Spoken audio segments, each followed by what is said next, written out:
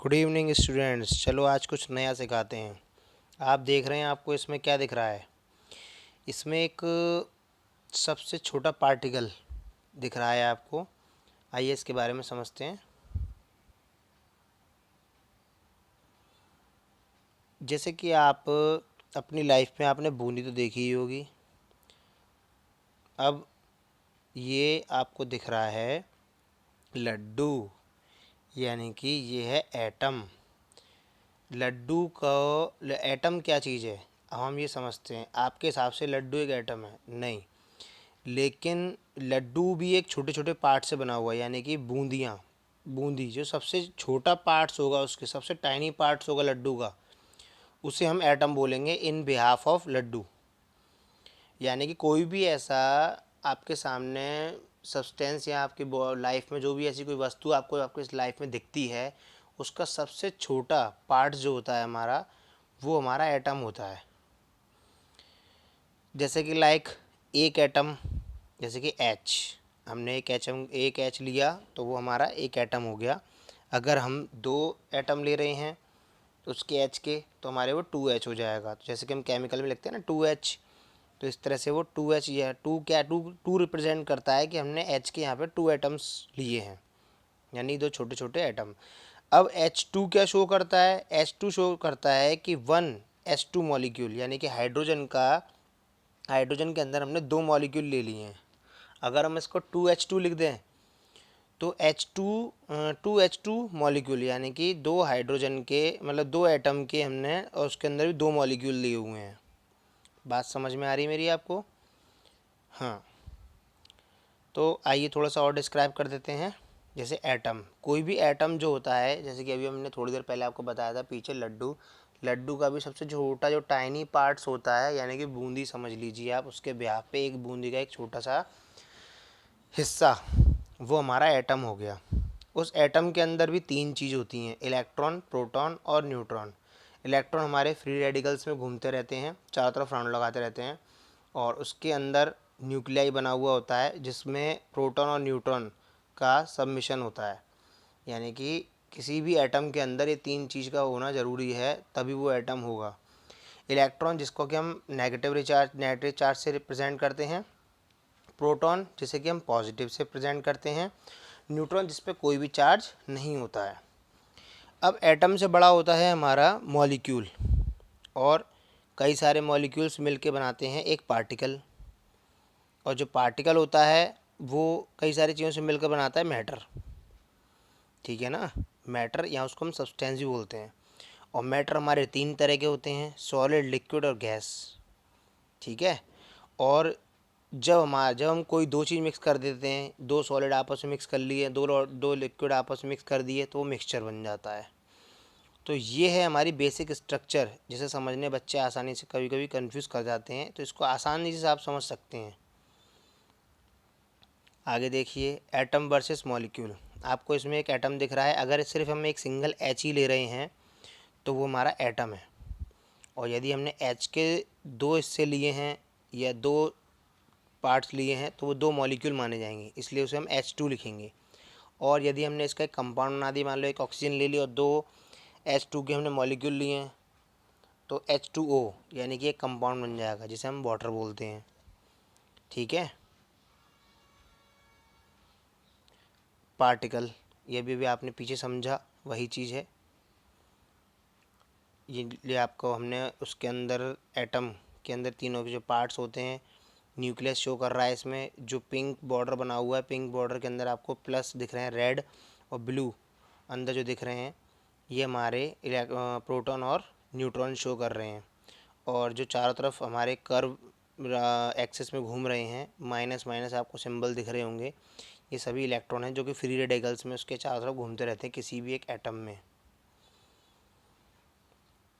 एक छोटा सा चार्ट है आपके सामने। मैटर, मैटर के बाद नीचे मॉलिक्यूल, मॉलिक्यूल से नीचे एटम, एटम के अंदर एटॉमिक न्यूक्लियस और उसके अंदर इलेक्ट्रॉन शेल। और इलेक्ट्रॉन शेल यानी कि इलेक्ट्रॉन्स, और जो न्यूक्लियंस होते हैं वो हमारे दो चीज़ों से मिलकर बनते हैं, प्रोटॉन और न्यूट्रॉन से। सब्सटेंस, कोई भी दो या दो से ज़्यादा जो हमारे पार्टिकल्स होते हैं उनसे मिलकर बनता है सब्सटेंस।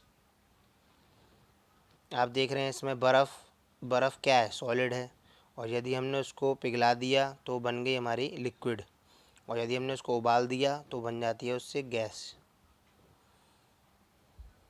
सॉल्यूशन और मिक्सचर में डिफरेंस समझ लीजिए। पानी और सॉल्ट, यानी कि पानी में नमक को यदि हम मिलाएंगे तो वो दिखाई नहीं देगा, ठीक है ना, तो वो हमारा सॉल्यूशन बन जाता है। और यदि पानी के अंदर हम रेत या बालू या डाल देते हैं तो वो मिक्सचर बन जाएगा, क्योंकि वो उसके अंदर हमेशा हमें दिखाई देगी या उसके नीचे जाके सतह पर बैठ जाती है। मिक्सचर के भी दो टाइप होते हैं, एक होमोजीनियस और एक हेट्रोजीनियस। होमोजीनियस क्या होता है, सॉल्ट एंड वाटर का जो मिक्सचर होता है वो हमारा होमोजीनियस होता है, क्योंकि हमें नज़र नहीं आता है। जबकि इसी के बिहाफ पे हमारा हेट्रोजीनियस जो मिक्सचर होता है वो ऑयल एंड वाटर का मिक्सचर या सैंड और वाटर का मिक्सचर जो होता है वो हमारा हेट्रोजीनियस है, क्योंकि वो हमें दिखाई देता रहता है। ये उसी का ही दूसरा एग्जाम्पल है। ये फिर से एक चार्ट आपके सामने आ चुका है, इसको आप लर्न कर सकते हैं इजीली देखने के लिए। मैटर दो हिस्सों में बढ़ता है, प्योर सब्सटेंस और मिक्सचर। मिक्सचर दो टाइप के होते हैं और प्योर सब्सटेंस भी हमारे दो तरह के होते हैं, एक एलिमेंट और एक कंपाउंड। मिक्सचर को हम फिल्टर कर सकते हैं, लेकिन सॉल्यूशन को फ़िल्टर नहीं कर सकते, क्योंकि सॉल्यूशन में एक बार जो भी चीज़ बन जाती है वो फ़िल्टर नहीं हो सकता। नमक पानी में घुल गया तो घुल गया, चीनी पानी में घुल गई तो घुल गई, उसको हम आसानी से अलग नहीं कर सकते, जबकि बालू और पानी को हम अलग कर सकते हैं। सॉल्यूशन समझिए क्या होता है। स्ट्रक्चर आप देख सकते हैं इसमें Na और Cl, ये हमारा होमोजीनियस मिक्सचर है। अभी हमने थोड़ी देर पहले आपको पीछे भी बताया था सॉल्यूशन क्या होता है। सॉल्यूशन होता है जो एक दूसरे के अंदर मिक्सअप हो जाता है, उसे सॉल्यूशन बोलते हैं हम। How separate mixture and compound, a mixture is a physical combination of substance. ये एक फिजिकल कॉम्बिनेशन है जो कि आप आसानी से खुद भी अलग कर सकते हैं। पानी के अंदर से आप बालू को अलग कर सकते हैं, तो ये हमारा फिजिकल प्रोसेस हो गई। However a compound is a chemically combined and can only B separate by chemical process. जैसे NaCl है, नमक, तो इसमें सोडियम और क्लोराइड दोनों चीज़ हैं, तो ये हमारा मिक्सचर जो है वो कंपाउंड है, और ये कंपाउंड हमारा केमिकल प्रोसेस से ही अलग होगा। जैसे कि पानी में आपने चीनी मिला दी या पानी में आपने नमक मिला दिया, तो ये हमारे केमिकल प्रोसेस से ही अलग होगा, इसलिए कंपाउंड है। मिक्सचर सैंड और वाटर का जो मिक्सअप है वो मिक्सचर कहलाता है, इसे हेट्रोजीनियस बोलते हैं। और सॉल्ट और वाटर का जो सॉल्यूशन होगा वो होमोजीनियस होगा, इसे ही मिक्सचर कहेंगे। इन तीनों में डिफरेंस समझ लीजिए। सॉल्यूट, कोई जैसे कि आपके घर पे ड्राई नील आई है, रॉबिन की नील होती है ड्राई वाली, वो आपने ले ली, वो आपका सॉल्यूट माना जाएगा, और उसको आपने एक पानी के अंदर घोल दिया, तो वो पानी जो उस जगह पे सॉल्वेंट का काम करेगा, क्योंकि जो सॉल्यूट को अपने अंदर ले लेता है और उसी का रंग बना लेता है वो सॉल्वेंट होता है, और दोनों का मिलकर बन जाता है सॉल्यूशन। सस्पेंशन समझने की कोशिश करिए। वाटर और सैंड को हमने जब मिक्स किया तो सैंड नीचे जाकर बैठ गई और उसके कुछ पार्टिकल ऊपर तैरते रहेंगे, तो वो सस्पेंशन माना जाएगा। कोलोइड देखिए, जैसे कि कोलोइड भी इस तरह का ही सॉल्यूशन होता है, बस इसको हम पहचानते कैसे हैं कि जो सॉल्यूशन होगा, जैसे कि नमक और पानी का जो सॉल्यूशन है और कोलोइडल सॉल्यूशन है, तो उनमें ये बस ये डिफरेंस होगा कि बीम ऑफ लाइट हमारी सॉल्यूशन में नज़र नहीं आएगी, जबकि कोलोइडल सॉल्यूशन में नज़र आ जाएगी, तो वो हेट्रोजीनियस मिक्सचर होगा और उसको हम कोलोइडल सॉल्यूशन भी बोलते हैं। तीनों में एक छोटा सा डिफरेंस है, आपके सामने दिख रहा है, सॉल्यूशन, कोलोइड और सस्पेंशन। कोलोइड में विजिबल होता है, अगर हम लाइट बीम देखते हैं तो हमें दिखाई देगी, और सस्पेंशन में विजिबल होगी, जबकि सॉल्यूशन में विजिबल नहीं होती है। लाइक एग्जांपल, सिर्फ एक पानी का गिलास भर दीजिए, एक दूध का गिलास रख दीजिए और एक आटा और पानी का गिलास मिक्स कर दीजिए, तो दूध वाले गिलास में और आटे और पानी वाले गिलास में हमें लाइट बीम नज़र आएगी। यही टिंडल इफ़ेक्ट होता है।